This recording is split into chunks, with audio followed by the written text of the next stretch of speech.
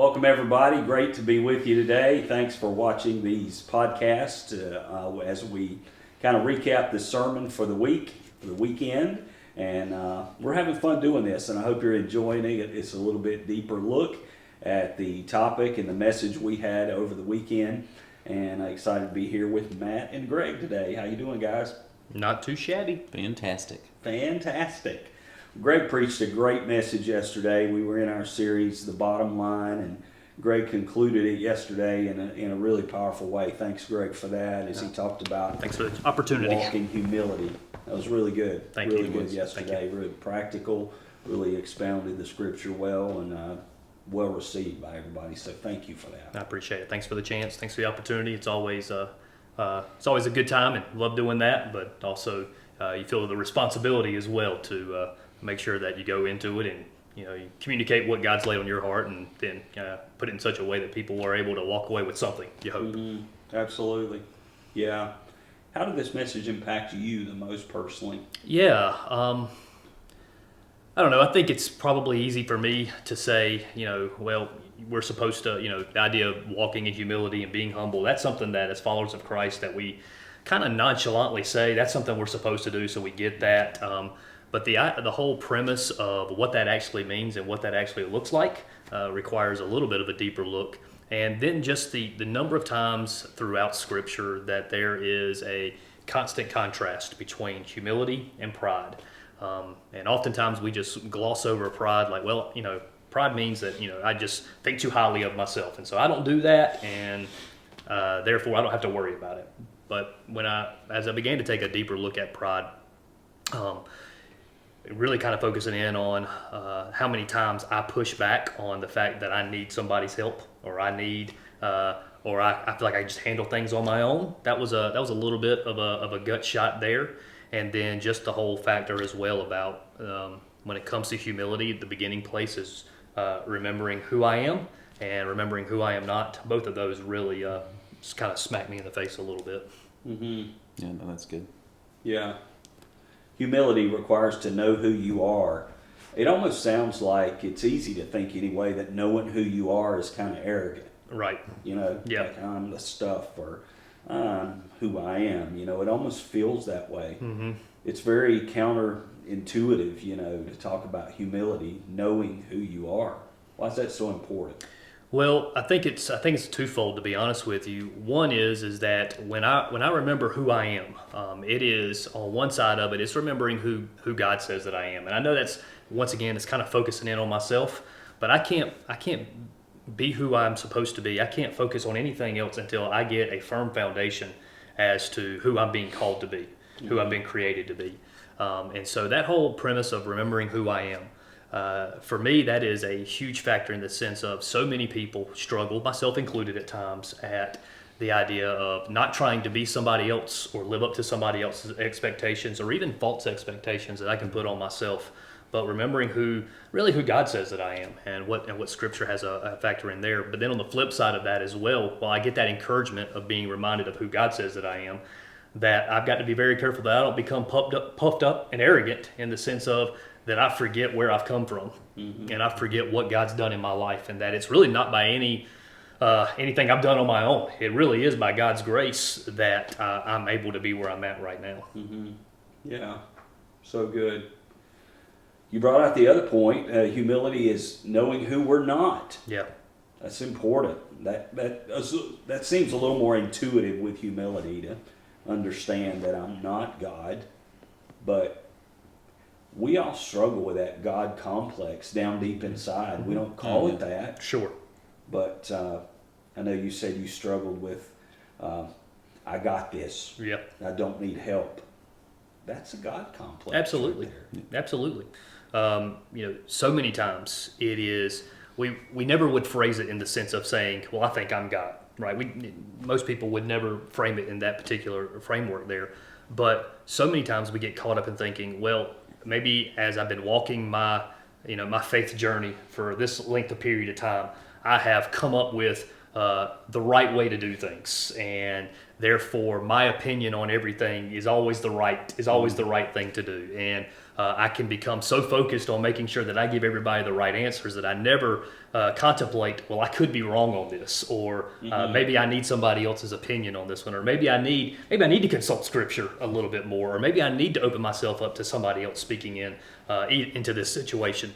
We can just get so focused on I've got the right answers, or I know how to do this, or I've got this thing figured out, that we never even open ourselves up to the fact of, wow, this is really some issues in here of me thinking that I'm better, or I'm more knowledgeable, or I'm stronger than I actually am.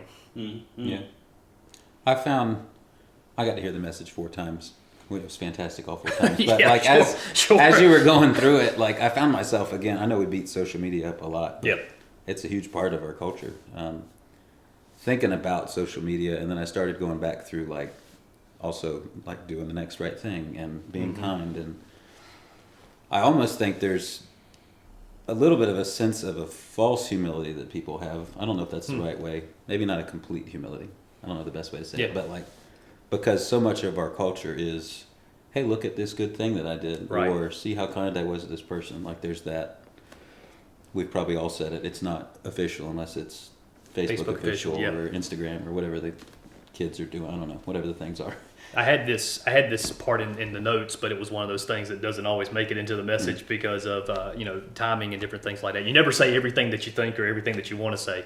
But one of the things that I put in there is that I'm not anti-social media or at all. I mean, I think there's definitely some great aspects. You guys are watching this because chances are you're probably watching it on Facebook, but I think social media tends to highlight some of that stuff. Just kind of what you were saying there, Matt.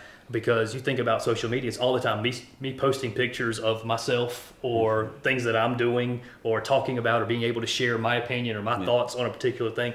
The focus still stays on me and what I think or how I'm living and stuff like that. So I don't think social media caused it. I think social media highlights that aspect of our lives where we have a tendency to keep it focused on us. Okay.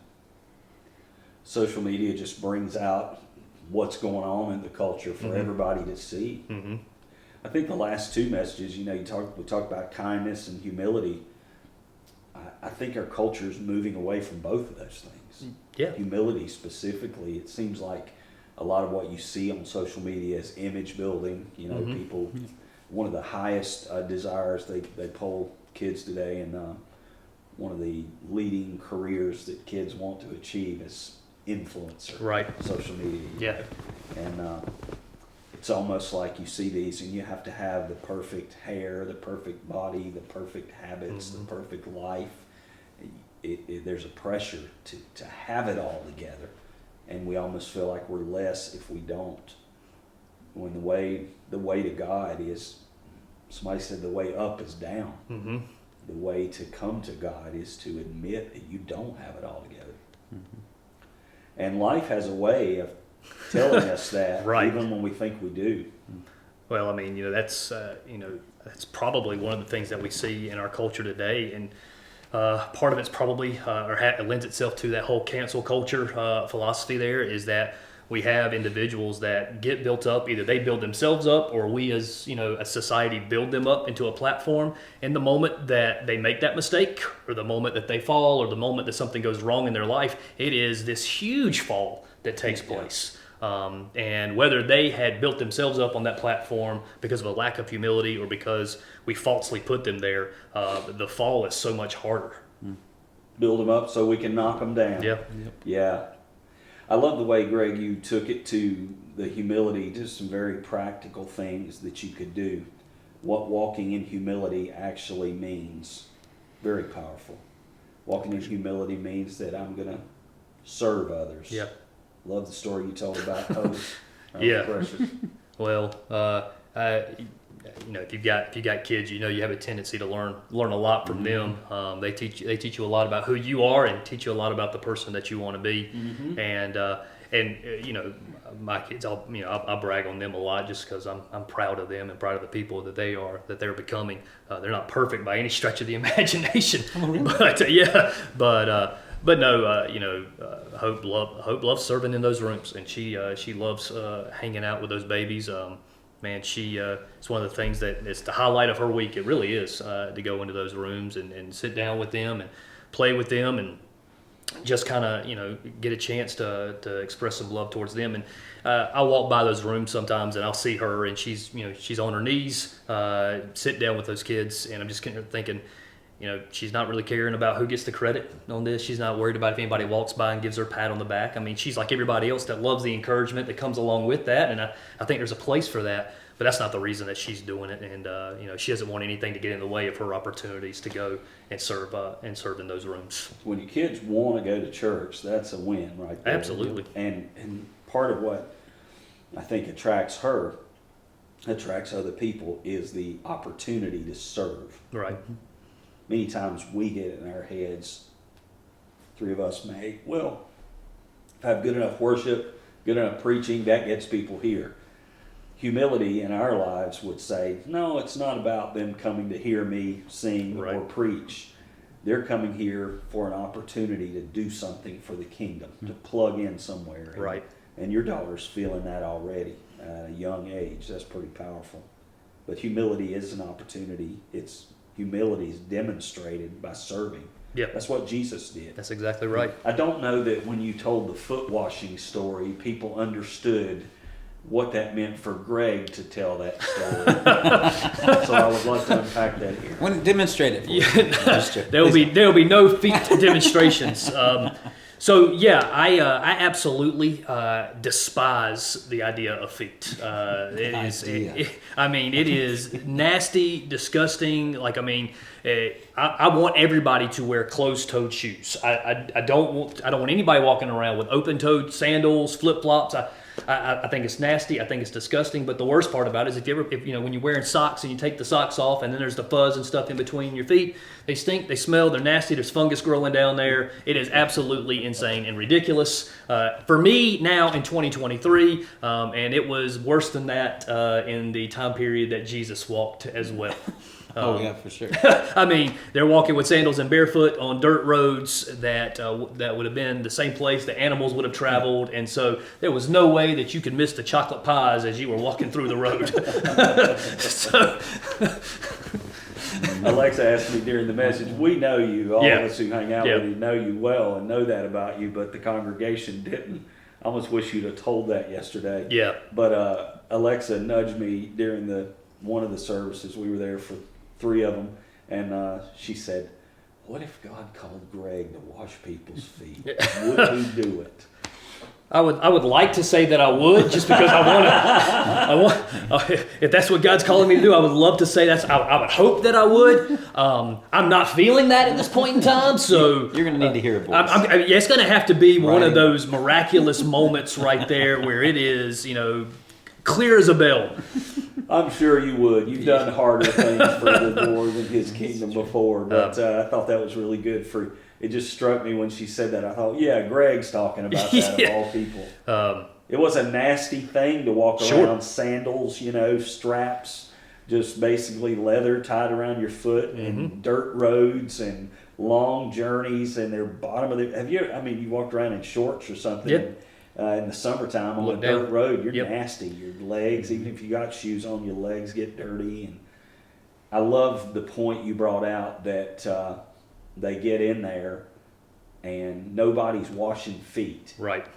And it may be they borrowed the room, somebody else's room. They went and stayed in, and apparently there was no servant there designated to do it. Yep.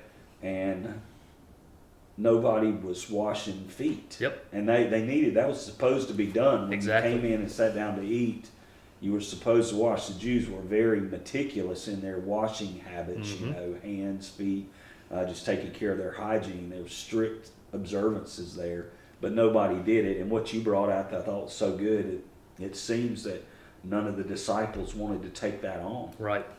Why do you think that is? Well, they were sitting. The thing about it was that it was obvious that hadn't been done. They're sitting at a table, not like we would consider sitting at a dining room table or anything like that. They're sitting at a table where they're basically on their knees, kind of leaning up against pillows or cushions or stuff like that. So everybody's feet is right there on top of each other. It's not like it's hidden under the table. They kind of knelt back, and so the feet are right there. And so it's this idea that they're sitting there, so it's obvious, and nobody's willing to do it. But to answer your question, there are some scholars that believe that this event took place in a very near the same time that Jesus would have been having the conversation with James and John about who was going to be the greatest in the kingdom. And there was this whole idea about, hey, if you want to be the greatest, you got to be the least of these. The greatest of you will be the one who serves. And so it's that kind of conversation that for some scholars, they believe that this event took place right after that. And so once again, it's highlighting the fact of that nobody wanted to be in a position of where they were still thinking in a worldly mindset about, in order for me to be great, I've got to be sitting at the head of the table. I got to be sitting at the left or right hand. So nobody's wanting to admit that I'm kind of lower down on the totem pole here. I still want to have this idea of what it means to be great. And Jesus is constantly coming back around to this message of, my kingdom isn't like the kingdoms that you're used to. My kingdom isn't like the worldly kingdom. If you want, the way to achieve authority, the way to have influence is not by lording authority or power over somebody. Mm-hmm. It is by serving them. And so he has this moment in time right there to be able to actually demonstrate what real authority and what real power and what real greatness looks like by getting up and washing their feet. Mm-hmm. I've thought of that many times, that there are scholars who believe they were actually having the conversation, maybe even as he was washing their feet, not even recognizing what was going on. Think about it, you're sitting around in a heated discussion, somebody starts washing your feet and you don't even look down. It almost feels like Peter was surprised by it. Oh, yeah. Because Peter's like, whoa, what are you doing? You're not washing my feet. Yeah. They had this twisted idea of what greatness was. Mm-hmm. And that's important. Humility, serving. Absolutely, absolutely, and it changes the game. I think in one service I may have said it. I don't know if I said it in all of them, but it is one of those things that really differentiates what it means to be a follower of Christ from everything else that's out there in our world. Is that you are willing to take on the place of somebody who's willing to serve and not trying to get credit, not trying to get your name up in lights, not trying to be famous. But simply, I'm coming alongside, and I don't care if you know my name, but as long as you know that, man, there is a God who loves you, that's the most important thing. Mm-hmm. Yeah. Well, I think that ties into when you talked about surrender, it requires you to surrender. And you talked about Jesus, he's God, but he's also, Son of God. And I think maybe you and I talked about it, I don't remember if you talked about it during the service or not, but this idea of Jesus surrendered his rights, he was king of the kingdom he was trying to... he actually surrendered his rights. And I think a lot of times we tend to get confused and think we're surrendering our rights. But we don't have those. Mm-hmm. Those don't... We're just lucky to be here. Right. But for whatever reason, we've built ourselves up no, I'm entitled to this thing. And this is... Yeah. I'm too good to do that. Somebody else can do that act of service or whatever the thing is. Yep. That's really good. He laid aside his deity. That's so important to understand. To really come to a good understanding of Jesus, you've got to understand he was fully God and fully man. But Philippians, the very passage you were in yesterday, and others teach us that he laid aside his power as the Son of God and lived on earth as a human being filled with the Holy Spirit, just like we do. That makes it so powerful. But he laid aside his rights and all that. Have you ever walked in, I'm thinking about this, there are times we let other people in the church use the church. Mm-hmm. You know what I mean? There's times we've had schools come in, we've had ministries come in and essentially take over the facility for a day. Right. Mm-hmm. I've driven up before, and I've been here 25 years. I was there when they built that. I see it all. I've driven up before, and I was in one of these situations once, and I was walking in, and I was just looking around, and somebody told me, you can't go in there. They had a door blocked off or something, and they told me you can't go in there. My reaction inside was this. I'm not proud of this, but my reaction is, inside, I'm being vulnerable here, but I was like, I can go in any place I want. I was here when the deep magic was written. I was here when this thing was built. I'm trying to be Aslan here, but I was here, and I'm the pastor of this. Yeah. It's down in there, and I didn't think so. It's like, don't you know? I've got key to every door in this place. Who I am? I can go in here, but I didn't do that. Yeah, I was like, okay, because I understood they didn't have a clue who I was. And they were just operating their policies, and they were doing what they were told to do. So I didn't flip out, but I was upset with myself for that even rising up.